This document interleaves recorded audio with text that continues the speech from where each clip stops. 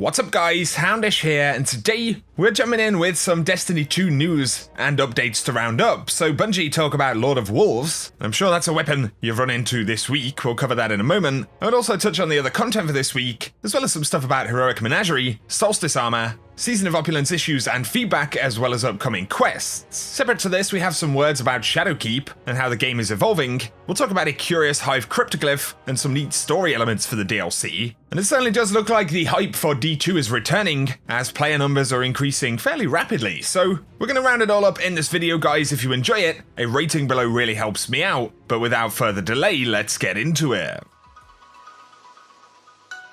Now first up, there's been a ton of conversation about Lord of Wolves, and it's actually one I haven't touched on the channel yet, but it did see some changes in the sandbox update going into this season, and now it allows you to hold reload to proc release the wolves, and basically, the range and damage that you get with that is absolutely ridiculous, and in PvP, safe to say it is very, very strong. So DMG did recognise and said that the team is currently looking at Lord of Wolves and the recent tuning. When we have more info, we'll let you know. But until then, release the wolves accordingly. And so based on the way it's performing right now in PvP, I think we could probably anticipate an adjustment for the weapon, and there are plenty of opinions about that. But in PvE, going into this season, the weapon has already been slightly nerfed, so there is some concern that any further adjustment could only make things worse in PvE. I mean, outside of the damage and the range that you actually get, you can proc release the wolves anytime. You don't actually have to have ammo to reload into the magazine. You can see right here, I start with 15 rounds and can proc that bonus regardless. So a big part of that issue is that it ends up active basically all of the time when people use it in PvP. I'd definitely love to get your thoughts about it. Have you run into it in the Crucible? Have you been using it? Either way, Bungie are looking into it, and I'll keep you updated with news that we hear about that soon. To briefly mention though, this week we did get a new menagerie boss, so of course it is the giant Vex Hydra, and there is a secret triumph to lure the boss to each plate only once, and every phase of damage that you actually need does require an additional plate to be activated in order to lure the boss to that location. So as long as you make the plate that you need the boss to be on the last plate that you capture in each round, you can get this done pretty easily and unlock that secret triumph. Otherwise, the menagerie stays pretty much the same for this week, and then we get the heroic next week, and according to Destiny Tracker, if we look at the activity, it does have a power level requirement of 740, or at least that is the recommended power, so kind of gives us a rough idea of what to expect, and you're probably going to want to be 740 to 750 to feel relatively comfortable in here. Also, random shout on the subject of DLC stuff for this week. The Trials by Wits bounty that you can pick up from Werner does require the completion of Gambit daily bounties, and it's just worth pointing out that the Prime Civic bounties also will count for this, so those are some additional bounties to get it done even faster, or if you're not so much of a fan of Gambit, you can get it done over a couple of days by doing these ones instead, and we can see that the objectives are different. But to round up a couple of other things regarding upcoming Opulence content, a couple of days ago, we did break down the requirements for the Solstice of Heroes armor for this season, and to get the Majestic boots, which would be the Masterwork boots for Solstice of Heroes, you do need to get a Season 7 Valor reset in the Crucible, so if you're not a big PvP player, it might be worth jumping into Crucible now while we have Valor bonuses, and try and get that one done early if you do want to unlock this armor. And when all of the Season of Opulence content came out, somebody did share an image right here of what this armor actually looks like, and once again we did discuss all of those upgrades, as well as the aerial zone in the European Dead Zone, which is a new space for this event, so I'll link that video below. On top of this though, from Jinx's text file, which we've talked about a couple of times, there are some lines which reference Solar Week. So many solar subclass paths have been refreshed and improved, and tower vendors are offering bounties to solar wielders, and we can complete them by participating in solar singe activities, so it does look like that's possibly gonna be a thing. Mild spoiler alert right here, but to mention Bat Juju briefly, it does appear that there is a slight tease to this on the Warlock's raid helmet from Crown of Sorrows. And the lore reads, I require a shadow of your guardian tribe to decipher the languages of the Hive. They say there is one among your tribe named Broken and Outcast who is the foremost expert. I tried to tempt him with an old trinket left behind, but he failed to appear. Perhaps you've noticed it's free for the taking. I would ask the hunter, she is nearly his equal, but when her kind does not want to be found, even the Emperor must wait. So receive this armored mantle as a gift, and as a request for favor, one day I shall call on you. And so if you bear that in mind for a second, a couple of days ago, we spoke about what appears to be a hidden activity called the Other Side. The description reads, some bones live on after death, and we speculated that this Ascendant Realm kind of area from the Opulence trailer could actually be this Other Side mission. Of course, it makes sense that the other side could refer to the Ascendant Realm, and the reference to the bones is quite likely a link to bad juju. It seems likely that the referenced characters here are Toland as well as Eris. Now, we know that both of them, in some capacity, have been in the Ascendant Realm, but Toland often references bad juju in the Ascendant Realm in Dreaming City, and of course, as Callus says in that lore card, I tried to tempt him with an old trinket he left behind, but he failed to appear. And then of course he says, one day I shall call on you. So just interesting that there is a pretty vague tease to what is likely the bad juju quest inside of an Ascendant Realm activity on Leviathan. So really interesting stuff, and I'll be curious to hear what you guys think or your interpretation of what that lore could mean.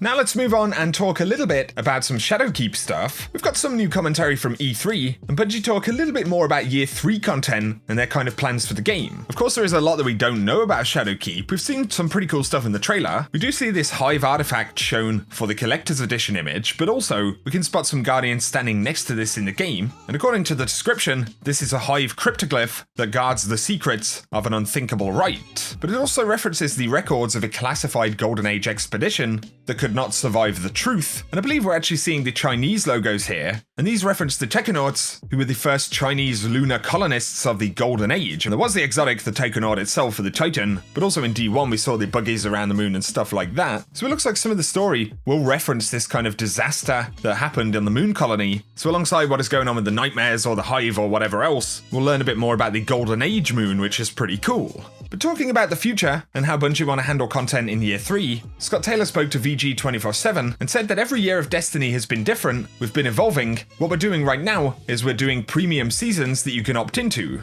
The thing that we've learned this year with the annual pass is that players want content to be coming as often as we can deliver it. So the annual pass model, as opposed to the season model that we're doing, we think is going to be continuing to evolve in that direction, where we're delivering content as players want it. So really he's saying that they're going to continue to deliver on the cadence of content that we've seen throughout the annual pass. And he says that we think we're learning more about the kind of cadence that players want those and trying to deliver at that pace. And so we certainly shouldn't expect less content in Year 3 of Destiny 2. If anything, Bungie want to continue to kind of flesh out the roadmap. That's definitely positive, but Deej did add that we're giving players a lot more options for how they want to invest in their hobby. And with Destiny 2 New Light, players have this free entry point, they can discover the world, but if they see premium content associated with the new season and they want to participate in that, then they can grab it. If they want to buy an expansion, they can help themselves to that. So essentially every single piece of content that comes out can be purchased completely separately now. And Scott Taylor adds on to that and says that they were pretty frustrated with Forsaken because they knew players were going to have to purchase a whole bunch of other content and play through it before they could access what Bungie had just published, right? And that was before Bungie and Activision split. So of course we're going to have to see it all come together, but the way Bungie are talking about it, I think sounds really, really positive, and the fact that they're ensuring that the flow of content is only going to improve also has to be a positive thing. And it would appear that that positivity is certainly having an impact on the game already, because the population of players is actually rising. So Pyro Gaming originally posted this, but according to Charlemagne Bot, which does only account for kind of registered players, the Destiny 2 population over the last weekend actually hit 1.01 million players. Importantly though, we haven't seen numbers like this since Forsaken was launched last year, and so while it doesn't account for absolutely everybody playing the game, seeing such a significant climb of any kind of segment of users obviously indicates that interest in the game has increased quite significantly. And there is an element as well where we're moving away from Season of the Drifter, which was generally less well received than what we've seen in Opulence so far with the Menagerie. I'd say the content is generally more appealing, so the future is looking pretty bright and certainly pretty interesting. Once again, I'd love to hear your thoughts about that, and I'll link all of the interviews and articles from Bungie at E3 down below. So that's the bulk of what I wanted to talk about today, guys. Just a quick update on guitar error issues. DMG did say that the team is working on a fix for this, but the earliest fix is going to be available in early July. And that's assuming that they can get a fix into there. But of course, guitar errors plagued Last Wish for quite a while, and despite efforts to eliminate that error, it has continued to be a thing in the game. So Bungie are still aware and are working on a new fix. On the subject of cross-save and being able to play Destiny 2 on different platforms, DMG did say any player will be able to access the free Destiny 2 content on alternate platforms, and he clarifies that you can even use the gear that you've earned from expansions on Xbox, for example, when you're playing on PlayStation or PC. So if you want to run the Last Wish raid or the Shattered Throne on a different platform, you would have to own Forsaken, but if you already own pieces of gear, so 1000 Voices or any other Forsaken exotic or something from Black Armory, whatever it is, that stuff can be used on a platform where you don't actually own that expansion. And I think that's a really good thing for giving us the opportunity to go and jump on PC or on PlayStation with some friends, whatever it is. So definitely really cool stuff, and we're going to have to wait for more reveals about Shadowkeep and what's going to be happening in Year 3. But of course, we're not quite done with Season of Opulence just yet. So as always guys, let us know your thoughts on any of the stuff we've covered in this video. But if you have enjoyed it, a rating below really helps me out. And if you're new to the channel, be sure to hit subscribe to see everything related to Destiny 2. Otherwise though, I appreciate you tuning in as always. And whatever you get up to, I hope you have an awesome day.